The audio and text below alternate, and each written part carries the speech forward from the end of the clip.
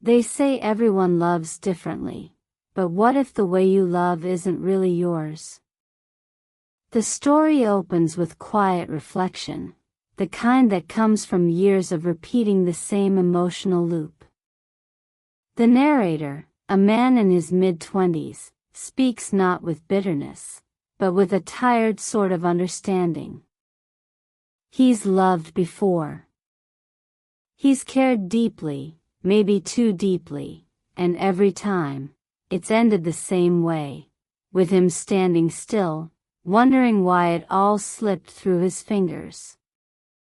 There's no anger, only a gentle ache that's settled into the corners of his life. He spends his days in familiar routines, the same coffee shop, the same route to work, the same playlist that always plays one song too many about longing. He isn't avoiding love, he just doesn't chase it anymore. Somewhere along the way, he's convinced himself that maybe love just isn't meant to feel safe for him. Maybe the chaos, the saving, the slow heartbreak, that's his version of normal. That's his blueprint. Then, one afternoon, it happens without ceremony. He meets her. She's older, not just in years, but in the way she carries herself, calm yet aware. The kind of woman whose silence speaks more than most people's stories. They cross paths at a local art exhibit, both standing before the same painting, a muted landscape, faded and still, like a memory that refuses to let go. She notices something in it that he hadn't. It feels lonely, doesn't it? She says quietly, her tone soft but steady.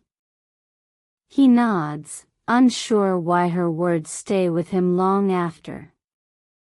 There's something about the way she observes the world, as though she's been through her own storms and learned how to sit with the rain instead of running from it. They exchange small talk, the kind that feels deeper than it should. Her laughter is low, unforced. When she turns to look at him, her gaze lingers just long enough to make him shift slightly, as if she's looking through the version of him he shows the world. A brush of hands happens by accident when they both reach for the brochure on the table. A small moment, but he feels it, that faint, electric static that travels from skin to soul. It's not desire, not yet. It's recognition. The quiet shock of being seen before you're ready. As she walks away, leaving him standing in that soft afterglow, he realizes something unsettling. He's drawn to her, not because she's mysterious, but because she feels familiar. Like a part of his heart he never learned how to listen to. That's where the story begins, not with passion, but with curiosity. Not with wanting her, but with wanting to understand why. They meet again by chance. Or maybe fate has a quiet sense of timing. The same cafe, a rainy afternoon, the world slowed by the sound of water tapping softly against the windows. She's sitting by the corner, reading. He hesitates before approaching, that subtle nervousness that always comes before something meaningful. She looks up and smiles, not with surprise, but as though she somehow expected him to appear. Their conversation begins lightly, but it flows effortlessly, like two rivers merging without resistance. They talk about small things, the weather, art, how rain seems to make the world more honest. But soon, without meaning to, the conversation deepens. She speaks with that quiet confidence of someone who's lived more than she admits. Her voice is calm, her laughter restrained, her words always measured but never cold. He finds himself doing what he always does, listening, absorbing, making space for her stories. It's something he's proud of, being the one who understands. But she tilts her head, studying him between sips of coffee. "You're good at listening," she says, her tone soft but deliberate. "But sometimes, I think you use it as a way to disappear." Her words stop him. Not because they're harsh, but because they're true. No one's ever said that to him before. He hides behind empathy, behind being the one who comforts, because it's safer to care than to be cared for. The air between them grows still. Outside, the rain intensifies, blurring the city into watercolor streaks. Inside, the scent of roasted beans and damp earth fills the air. She leans in slightly, elbows resting on the table. "You ever wonder why you keep choosing the same kind of connection?" He wants to answer, but he can't. The truth feels too close, too raw. His heart races, not from attraction, but from exposure. She isn't just talking to him, she's reading him. Seeing him. He studies her face, the faint lines near her eyes, the steadiness of her expression. She's not accusing him, she's inviting him to look inward. To understand that the patterns he's lived in aren't accidents, they're habits born from how he learned love in the first place. When their eyes meet again, there's silence, the kind that feels heavier than words. He realizes then that something has shifted. For the first time, someone isn't drawn to his calmness, they're curious about what's underneath it. And for the first time, he feels both exposed and understood, a contradiction that both frightens and frees him. Outside, the rain begins to slow, but inside, something in him has just begun to wake. Their next meeting isn't planned. It happens the way meaningful things often do, unexpectedly, yet with the quiet sense that it was always meant to.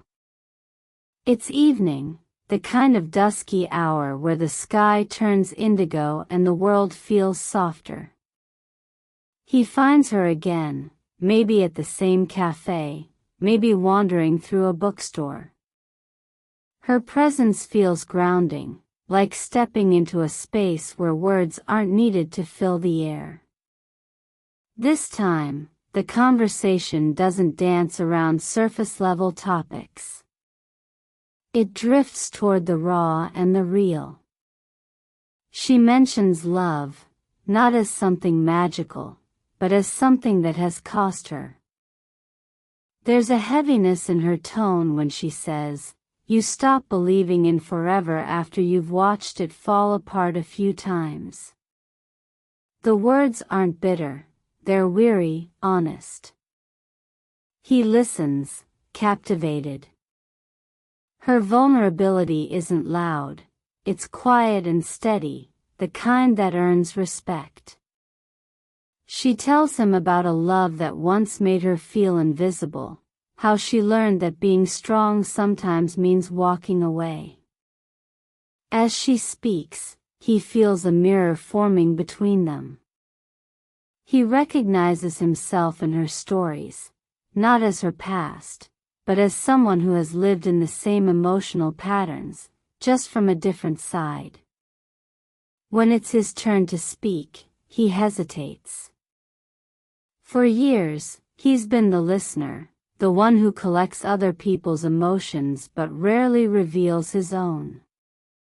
But something about her calm gaze makes him want to share. So, he admits the truth he's always hidden, that he tends to fall for people who need saving. That he feels needed, but not always loved. That maybe he confuses being wanted with being chosen. She doesn't interrupt. She doesn't comfort him either.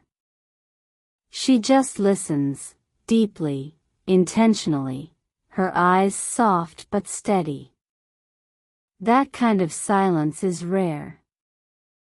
It's the silence that allows truth to breathe. He looks down, realizing his hands are trembling slightly. She reaches out and places hers over his, not in pity, but in quiet acknowledgement. Her touch is warm, grounding, real. The simple gesture breaks through something he didn't know was closed off. For a long moment, neither speaks. The air between them feels charged, yet peaceful, two people sitting in the same emotional truth, no walls left. Outside, the night hums gently, the sound of passing cars, a soft breeze sneaking through the door. He feels a strange clarity, that love isn't just found in another person, but in the courage to face yourself through them. And for the first time, he starts to wonder if maybe she's not here to fill his emptiness, but to help him see it clearly enough to heal it. They sit across from each other in a softly lit cafe that's become their place, the kind of spot where even silence feels like a conversation. There's a candle between them, its small flame swaying in rhythm with the music playing faintly in the background. Tonight, she's quieter than usual, eyes tracing the steam curling from her cup. He senses it, that thoughtful stillness before she says something that might stay with him. When she finally speaks, her voice is low, almost reflective. You know, she says, we all have a blueprint, the emotional kind. It's how we learn to love, long before we ever fell in love. Her words hang there, delicate but heavy. He asks what she means, and she smiles gently. It starts early. The way you were comforted, the way you were heard, or not. That's where it begins. Every touch, every silence, it teaches you how to connect, or how to protect yourself from it. He listens, and as she speaks, fragments of his past flicker through his mind. His parents, distant but dutiful. The first time he confessed his feelings and was met with indifference. The pattern he never questioned: give everything, expect little, and call it love. She continues, most people think they're bad at love. But really, they're just following an old design. It's not that they can't love, they just don't realize they're still trying to build something new with someone else's map. The idea unsettles him. He looks down at his hands, then back at her. So, what do you do when you finally see it, your blueprint? He asks. She leans forward, resting her chin on her hand, eyes warm and unwavering. You rewrite it. Piece by piece. You learn to love differently. You stop running toward the familiar pain, and start walking toward peace, even if it feels strange at first.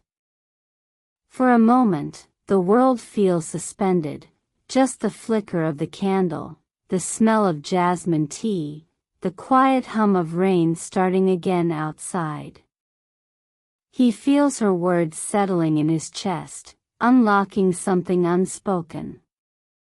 She reaches across the table and places her hand lightly over his, not to comfort, but to connect.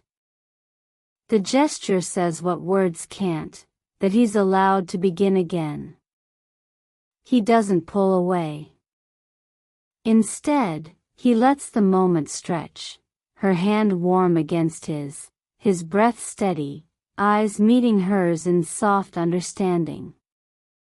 In that simple stillness, he realizes love isn't just about finding someone new.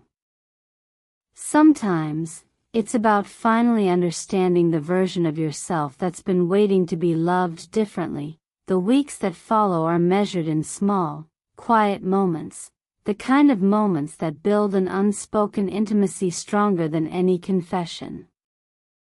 They begin to see each other often, though nothing is labeled. A walk along the river, where the evening breeze tugs gently at their clothes, brushing hair against cheeks. A shared coffee at a corner table, the faint clink of spoons and cups underscoring a conversation that never feels rushed. It's not romance yet, but it's undeniable. Their lives are starting to orbit the same points, gradually, delicately. There's a strange tension in simply being near her. He notices it in how she tilts her head when she listens, how her eyes linger slightly longer than necessary. He feels it in his own body, a tightening in his chest when she brushes her fingers against his arm, an almost electric awareness when their knees touch beneath a shared table. It's subtle, almost imperceptible to anyone else, but to him it resonates like a quiet drumbeat he cannot ignore. They don't speak about it. There's no need. The tension exists in their silences, in the pauses between words, in the way she sometimes mirrors his expressions as if she's quietly learning the rhythm of him. She laughs softly, a sound that lingers, and he finds himself smiling before he even knows why. One evening, they sit on a park bench, the city lights reflected in the rippling water before them. The conversation drifts from trivialities to memories, childhood mistakes, awkward first crushes, small regrets. At one point, she adjusts the collar of his jacket absent-mindedly. His pulse quickens, a reaction he can't fully control. It's not desire, it's presence. It's the understanding that closeness is both exhilarating and terrifying because it exposes something inside him he hasn't dared to fully acknowledge. He notices the warmth of her hand near his, the way her shoulders slope gently as she leans into the conversation, the faint scent of her perfume that lingers just long enough to make the air feel heavier. Every small gesture, every fleeting brush of skin, carries weight he's learning to recognize, understand, and feel without fleeing. It's in these quiet shared experiences that he begins to sense the shift within himself. The blueprint he's been following, the patterns he thought were unchangeable, are starting to bend. He feels the stirrings of something new, the courage to embrace closeness, the willingness to stay present in the tension instead of shying away. By the time the evening ends, and they part ways, the distance between them feels heavier than usual. Not because of fear, but because the near misses, the fleeting touches, and the shared silences have made one thing abundantly clear: their connection is no longer just accidental. It's intentional, delicate, and charged, and it has the power to change the way he loves forever. The subtle rhythm they've built begins to shift, and he senses it before it happens. The closeness, the near-touch moments, the comfortable silences, they've all led to this tension, unspoken but palpable. One evening, they meet at their usual cafe, the rain soft against the windows, casting reflections that shimmer across the tables. There's a quiet unease in her eyes that he hasn't seen before, and it unsettles him. The conversation starts lightly, but soon, like an unguarded current, it turns inward. She asks him questions about his past relationships, not accusatory, but probing. Her tone is gentle, yet precise, forcing him to confront the parts of himself he usually hides. He stumbles over his words, trying to explain patterns he doesn't fully understand himself, trying to justify old habits that no longer serve him. "You want love," she says finally, her voice calm but firm. "But you still flinch when it stands right in front of you." The words hit harder than he expects. He opens his mouth to explain, to deny, to soften them, but nothing comes out. The silence that follows is almost unbearable, heavy with the weight of unspoken truths. She doesn't raise her voice, she doesn't accuse him. She simply observes, as if she's always known this moment would come. For the first time, he sees the distance between them, not physical, but emotional. Her eyes, soft yet unwavering, make him realize that his hesitation has consequences. He has felt her closeness, her warmth, her understanding, but he has not yet allowed himself to fully meet her there. He has loved cautiously, from the edges, afraid that stepping closer might mean losing control. She stands, gathering her coat, her movements graceful but deliberate. "I need space," she says quietly. There's no anger, only sorrow. And in that moment, he understands, this isn't punishment. It's a mirror. She is showing him that if he wants a love that feels real, he must be willing to risk discomfort, to face vulnerability head-on. He watches her leave, the echo of her footsteps fading down the street. The cafe feels suddenly colder, emptier. The rain continues outside, relentless yet soothing, like the reminder of the world moving on whether he chooses to act or not. Sitting alone, he feels the ache of self-recognition. The pattern he has repeated, the blueprint that guided him, is still alive, still demanding change. And for the first time, he realizes that to love differently, to rewrite this emotional blueprint, he cannot rely on habit. He must step into the tension, confront the fear, and allow himself to be truly seen. Tonight, the breaking point isn't the end of connection. It is the beginning of transformation.